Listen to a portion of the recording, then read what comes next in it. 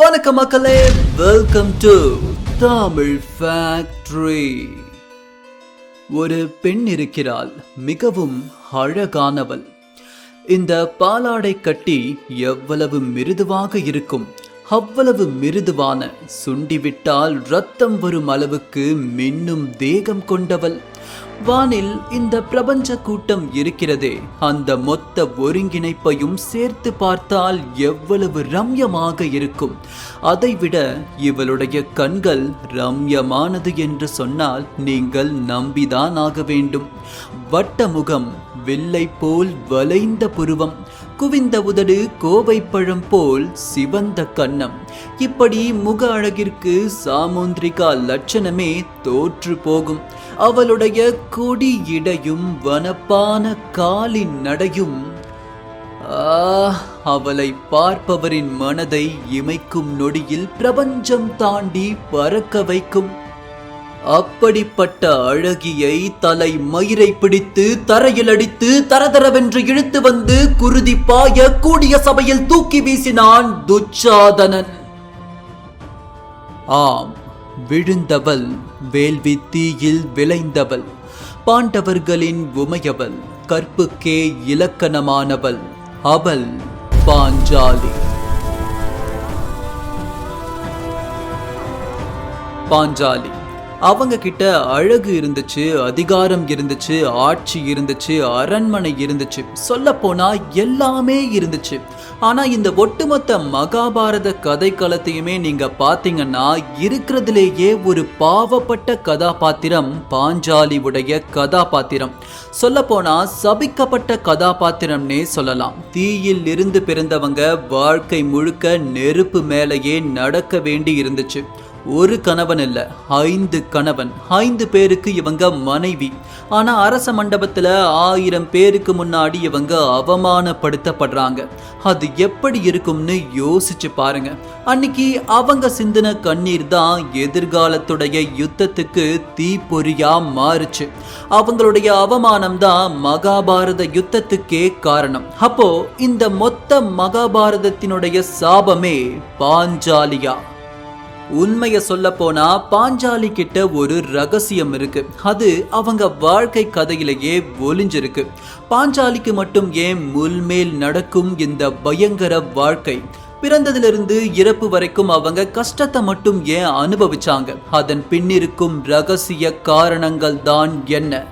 கதைகளின் ஊடாய் அந்த காரணத்தை தேடும் இந்த பதிவு. அதனால எப்பவும் போல இந்த பதிவை அமர உட்கார்ந்து முழுசா பாருங்க. இது தமிழ் ஃபேக்டரியின் மிஸ்டீரியஸ் மித்தாலஜிஸ் உங்கள் வழியில்.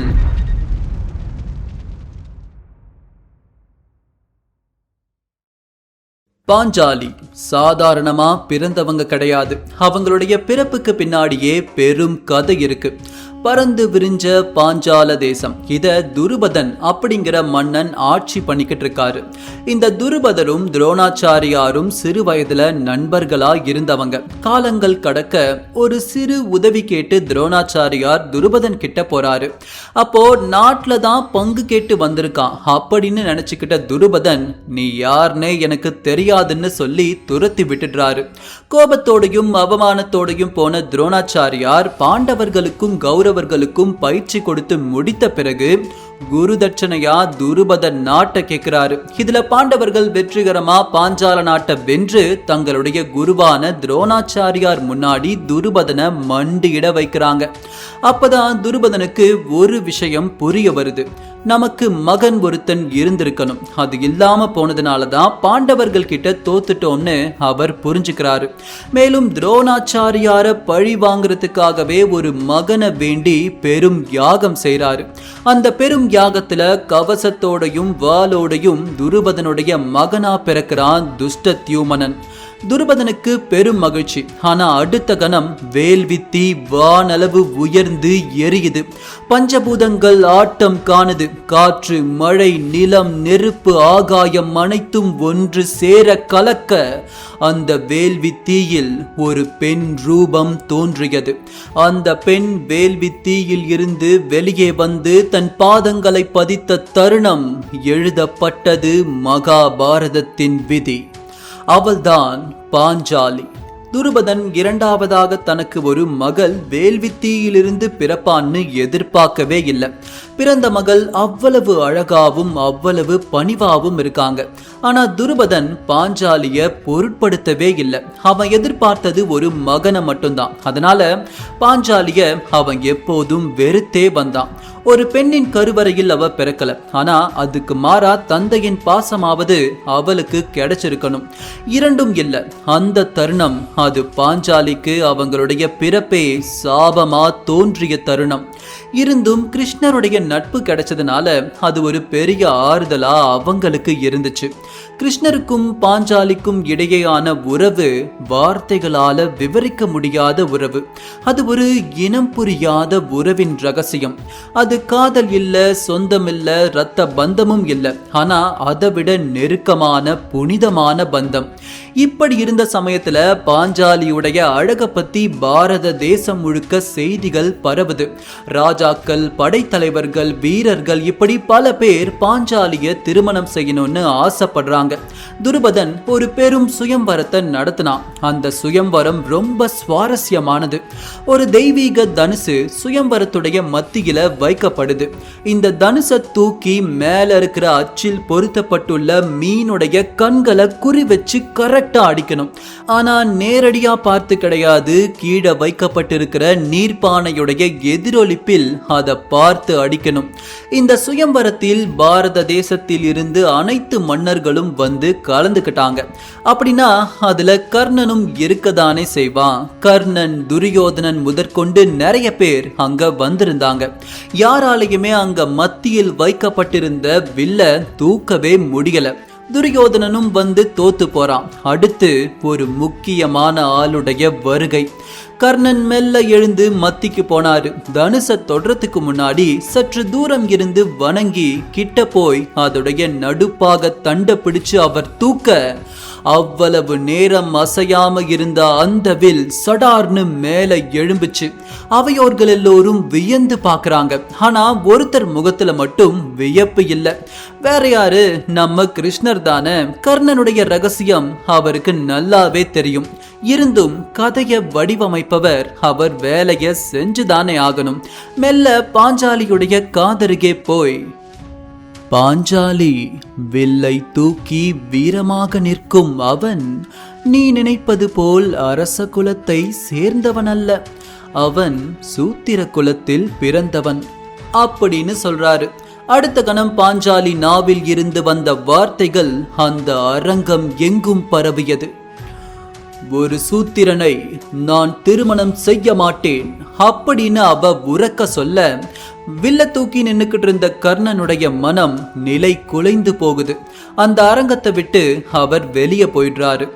மகாபாரதம் என்னும் மாபெரும் தீயில் பாஞ்சாலி போட்ட முதல் சருகுதான் இந்த வார்த்தைகள். கர்ணனுடைய விரோதத்தை இங்க பாஞ்சாலி சம்பாதிச்சா. தன் நண்பனை அவமானப்படுத்தியதால துரியோதனன் அந்த தருணத்துல இருந்து பாஞ்சாலி மேல ஒரு கண் வச்சுக்கிட்டே இருந்தான்.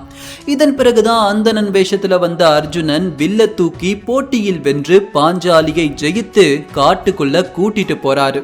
தன் ஆசைப்பட்ட ஒரு மணாளனை திருமணம் செஞ்சுக்க போறோம்னு பெரும் கனவுகளோடு அர்ஜுனனோட கைப்பிடிச்சு போய்கிட்டு இருந்தா பாஞ்சாலி. பாவம் அந்த பெண்ணுக்கு அப்ப தெரியல நடக்க போற பயங்கரங்கள்.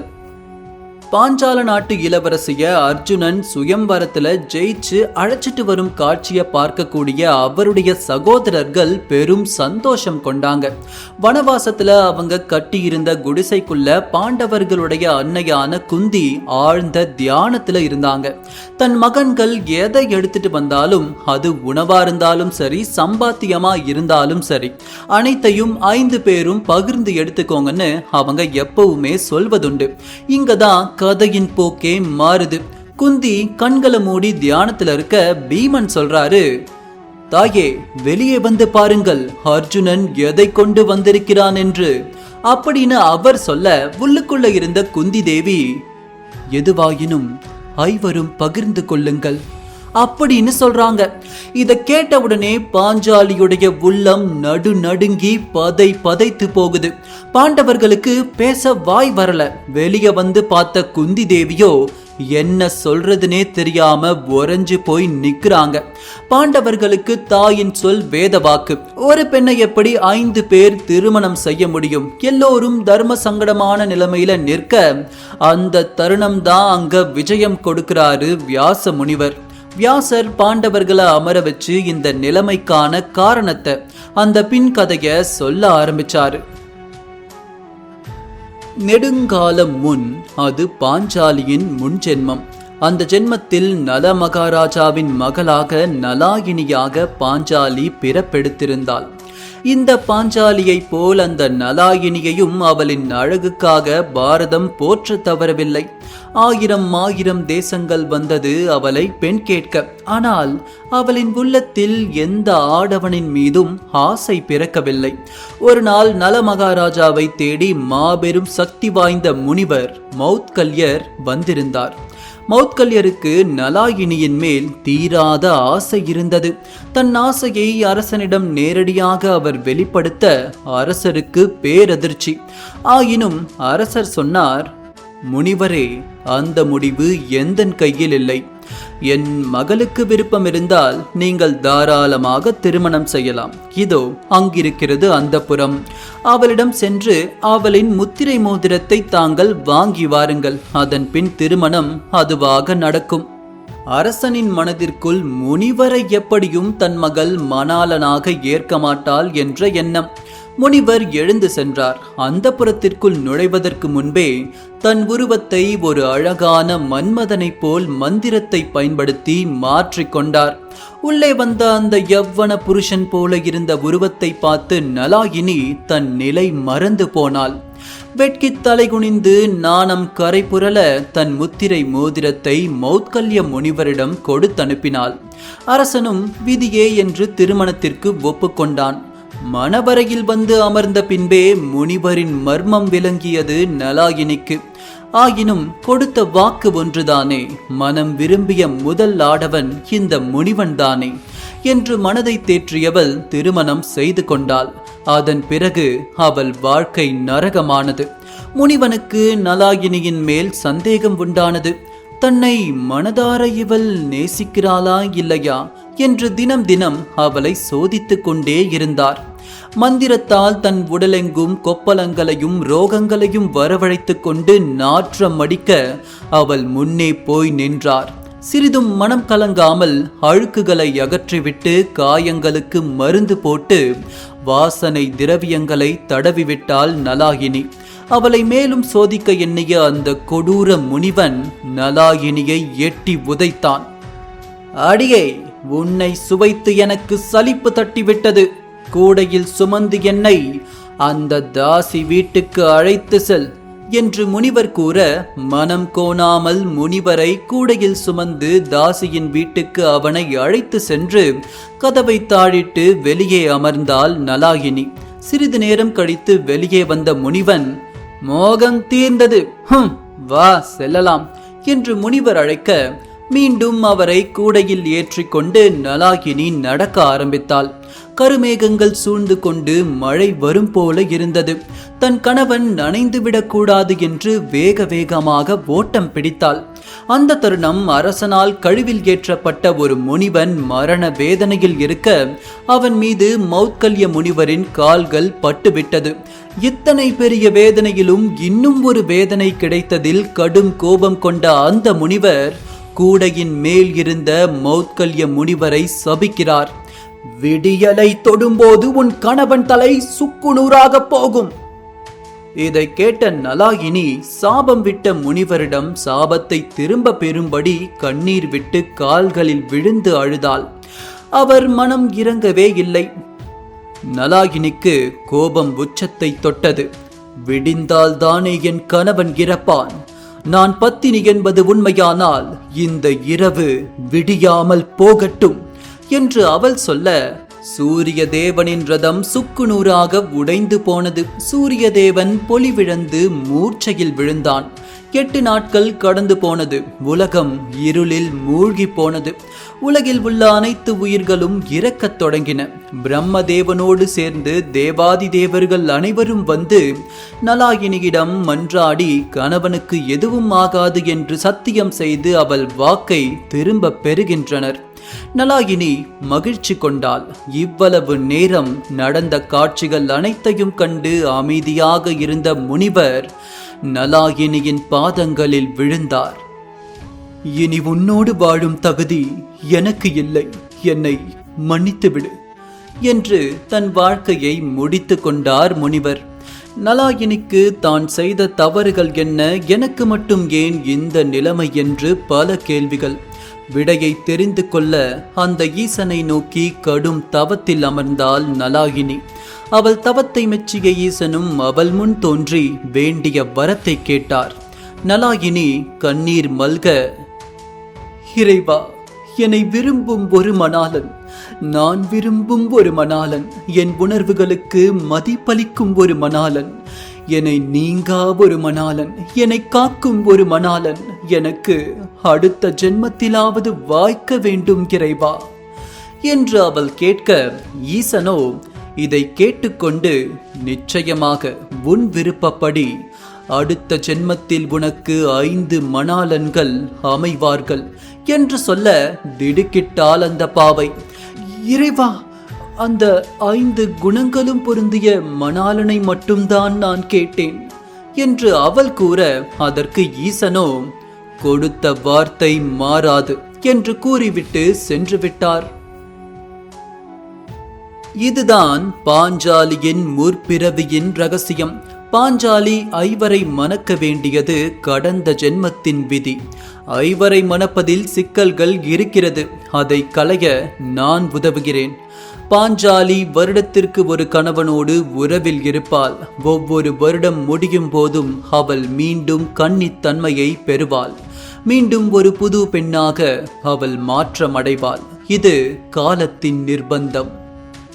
அப்படின்னு பாஞ்சாலியுடைய கடந்த கால ரகசியத்தையும் நிகழ்கால உண்மைகளையும் சொல்லி முடிக்கிறாரு வியாசர். என்னதான் இவ்வளவு காரண காரியங்கள் சொல்லப்பட்டாலும் பாஞ்சாலியுடைய பக்கத்தை நாம கொஞ்சம் யோசிச்சாகணும். ஆசையா ஒரு புது வாழ்க்கைய தொடங்க வந்தவள 5 பேர் பங்கு போட போறாங்க. நாளை உலகம் அவளை எப்படி பேசும்? அவளுடைய திருமண வாழ்க்கையின் தொடக்கம் ஒரு சாபம் மாதிரி தான் இருந்துச்சு. வேற வழி இல்லாம இதுக்கு ஒத்துக்கிறாங்க பாஞ்சாலி. மகாபாரதத்துல எடுத்துக்கிட்டோம்னா இந்த மாதிரி ஒவ்வொரு கதாபாத்திரத்துக்கும் ஒரு பெரும் பின்கதையும் அந்த கதாபாத்திரத்துக்கான வெயிட்டேஜும் கரெக்டா பேலன்ஸ் பண்ணி இருப்பாங்க. கேட்க கேட்க சுவாரஸ்யம் குறையவே குறையாது. அப்படிப்பட்ட மகாபாரத கதையையே ஒரு நெடுநீண்ட பதிவா உருவாக்குற முயற்சியில நாங்க இறங்கி இருக்கோம். உங்களுக்கு அதுல விருப்பம் இருந்தா இந்த வீடியோவுக்கு ஒரு லைக் கொடுங்க. அதிகப்படியான லைக்ஸ் வரும்போது அந்த பதிவை துரிதப்படுத்த எங்களுக்கு உத்வேகமும் அதிகரிக்கும். சரி, பாஞ்சாலியுடைய கதையை தொடர்வோம். இதுக்கப்புறமாச்சு பாஞ்சாலி அவங்களுடைய வாழ்க்கை சந்தோஷமா இருந்துச்சான்னு கேட்டீங்கன்னா அது பெரிய கேள்விக்குறிதான். எல்லாத்தையும் விட்டுட்டு ஒரு 5 பேரை நம்பி அவங்க வந்தாங்க. அவங்களே துரோகம் செஞ்சா? அதுதான் சூதாட்ட மண்டபத்துல நடந்துச்சு. தன்னையே அடமானம் வச்சு இழந்த தருமன் கடைசியா அந்த சூதாட்டத்துல தனக்கு சொந்தமான ஒரு பொருளா அடைமானம் வைத்தது அவனுடைய மனைவி பாஞ்சாலி. பகடைகள் உருளுது. பாஞ்சாலியுடைய வாழ்க்கையும் அதோடு சேர்ந்து உருண்டுச்சு. முகம் தேய, ஆடை கிழிய, ரத்தம் ஊத்த மண்டபத்துக்கு நடுவுல பாஞ்சாலியை இழுத்துட்டு வந்து போட்டான் துச்சாதனன். அவனுடைய அடுத்த கட்டம் அவள் ஆடையை உருவி அம்மனப்படுத்துவது. அப்படி ஒரு ஈன செயலை அவன் செய்யறதுக்கு முன்னாடி பாஞ்சாலி அவையோர்களா இருந்த எல்லாருடைய கால்லையும் விழாத குறையா தன்னை காப்பாற்றும்படி கெஞ்சுறாங்க.